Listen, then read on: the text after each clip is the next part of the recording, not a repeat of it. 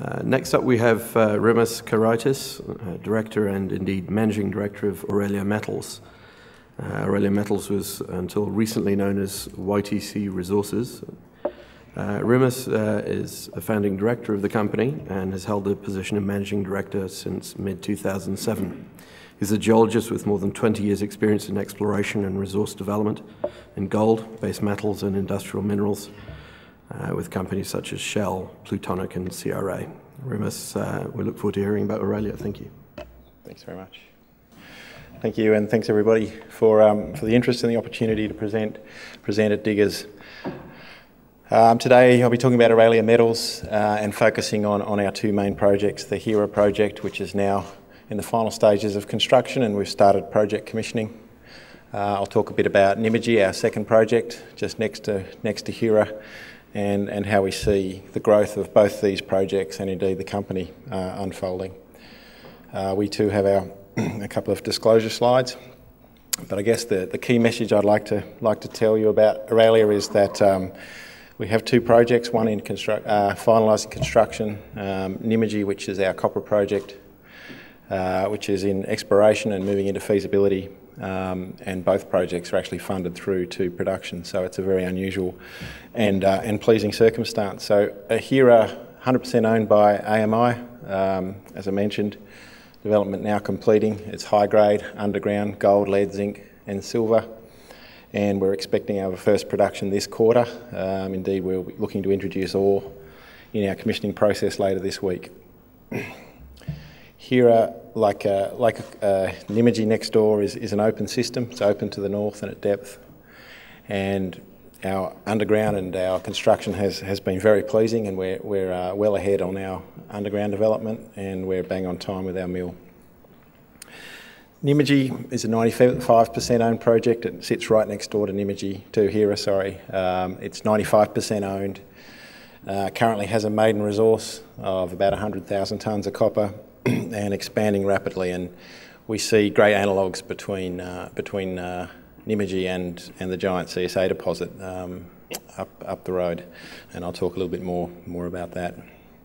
For those of you who don't know Cobar, this hopefully gives you some perspective. It's bang in the middle of New South Wales, and there's a number of very major long life deposits which sit along the eastern margin of the deposit called the Rookery Fault, and this is a sort of cutaway to try and show how those deposits are formed and how they present their short strike length, very narrow, deep plunging, very high grade, and that creates a sort of pleasing circumstance, particularly for an underground mine, and they tend to improve with grade at depth. Two of the major deposits in the field, Cobar Goldfield and the CSA deposit, have mining histories that go back to 1870, so they certainly produce very long life operations. And here in Nymagee sits on the exact same structure, and we like to think of it, both of our systems, as being in the upper 1/3 and possibly even the upper 1/4 of very significant systems. A little bit about the company before I talk about the projects in more detail. We have about 330 million shares on issue, a few options around, and we're capitalised at a bit over $100 million at the moment. We've drawn $105 million worth of funding to build the project, and that's fully drawn, and the project is all but complete. We have an additional $50 million of funding facility available for us for the Nymagee development once we've finalised our definitive feasibility study, and we have about $20 million in cash. We've also bought about just under 30,000 ounces of gold puts just to protect the gold production through the first 12 or 18 months, and they're struck at 1,500 Australian dollars. Our major shareholders, Pacific Road, who joined the company in December last year, and Yunnan Australia, Chinese group, and Glencore, who not only are on the register there at 8%, but have also provided the project funding. So let me just sort of do a quick tour of Hera project in pictures, because I think it really helps to explain where we are. The infrastructure's been completed and established. Here's our 80-person village. The portal and box cut were cut in January 2013, and we're now very well established on the underground. We have over 4 kilometres of underground development in place, and 4 development levels complete. Just a nice shot of the underground. The mill is all but complete. Mill commissioning is well underway. We're sort of 2 to 3 weeks through the mill commissioning, a couple of minor areas to complete on the physical completion. And as I mentioned, we look to be introducing ore into that mill later this week, so a real milestone for us and very, very exciting. And here's a shot of the crushing circuit whirring away during the commissioning process. At the moment, just commissioning waste rock, and as I said, all later this week. A little bit about the mill, just to give you some context. Designed and built by Gecko Systems out of Ballarat.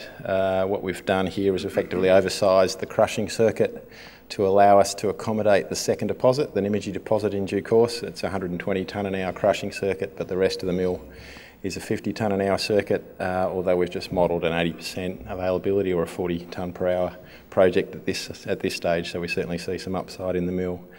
Essentially, it's a gravity circuit with a float and a leach on the back end, and our products out of that mill will be a gravity gold bar, a bulk concentrate, which is a mixed lead zinc concentrate product, and a leach bar at the back end. So that means that 94% of our gold production will report to a doré on site, and the gold lead zinc will be have all the gold leached from it. The gold lead zinc concentrate will be sold to Glencore under a life of mine offtake agreement. You'll notice we've also allowed some space there to add the copper flotation circuits that we'll need to treat Nymagee in due course, and we expect we'll share a fairly significant amount of infrastructure when we're ready to go for Nymagee. So where are we on the mine itself? As I mentioned, we've got about over 4 kilometres of underground in place and developed. We've got the upper stopes there are developed, drilled and ready to blast. We've got about 40,000 tonnes, or a bit over 40,000 tonnes on our stockpile ROM, ready for that mill to start eating it up. And as I mentioned, production due and ready for this quarter. And there's a little sort of 3D schematic to try and give you an idea of our existing reserves, which are those block shapes. Our underground development in grey there, and the underground drilling that we've completed to date. I guess the sort of summary metrics, what does here look like? Well, it's a high grade resource. It's a bit under 2.5 million tonnes, 4 grams gold, just a tick under 7% base metals, and about half an ounce silver. That'll give us an initial mine life of 7.3 years from portal, so it's about 6 years from here. Generates project revenue of over $500 million and an annualised production of about 39,000 ounces of gold, just under 8,000 tonnes of lead, 10,800 tonnes of zinc, and a significant volume of silver as well. So it really does position the company. It's quite a unique deposit, and the idea that we are a gold plus lead plus zinc producer, it's a fairly unique positioning, and one that we really enjoy, in that we like the base and precious metal hedge that the project gives us. I believe we'll be the only gold, lead, zinc producer on the ASX when we come into production. Certainly one of the very few zinc producers in the junior space on the ASX, and that sort of, as I said, it does position us very interestingly, and we are enjoying the sort of re-rate we're seeing around lead and zinc at the moment. That's been predicted for a while. It's nice to see the markets move, and it really does have a very fundamental impact on our project revenue, and a positive impact, obviously.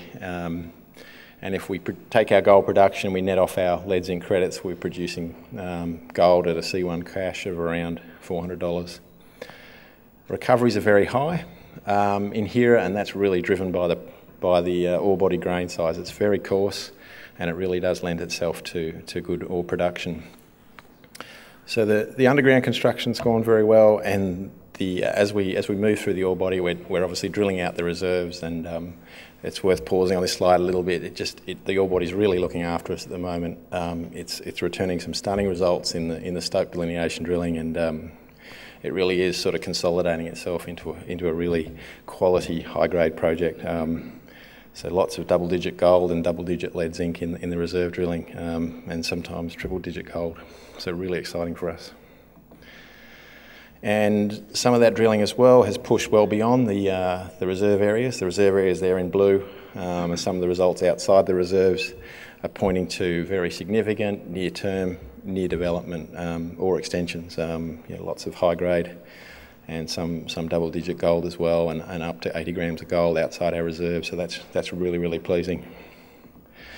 But the big potential for Hera is probably best expressed by the Peak deposit, which is up about 80 k's to the north.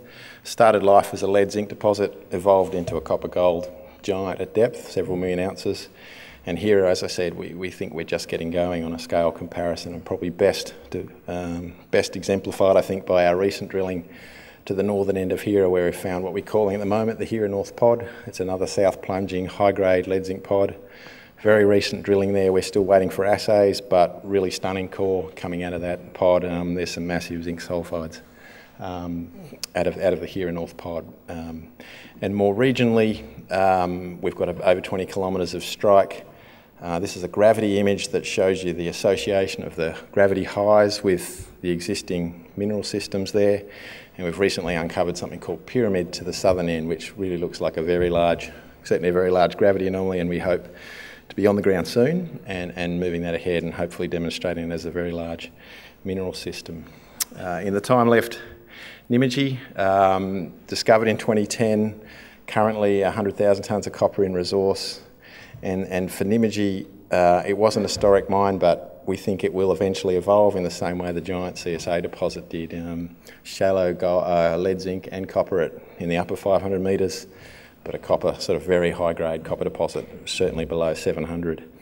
And some of our recent drilling, this is a long section of Nymagee, has been particularly exciting. At Nymagee North, we've been tracking these economic and slightly sub-economic deposit intersections, using downhole EM to control our drilling, and our most recent drilling there in hole 92, massive sulfides at last, and some lovely grades, and we're really hoping that will flower into the discovery that we're really hoping that Nymagee will produce.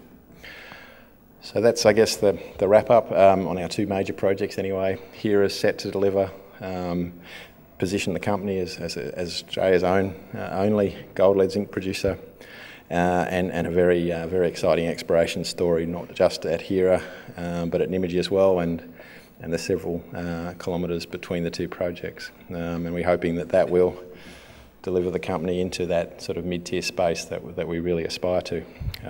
So that's my time, so thanks very much. We have a booth here, booth 16, got a few representatives of the company here. Please come and talk to us, and we'd love to tell you more about the project. Thank you very much.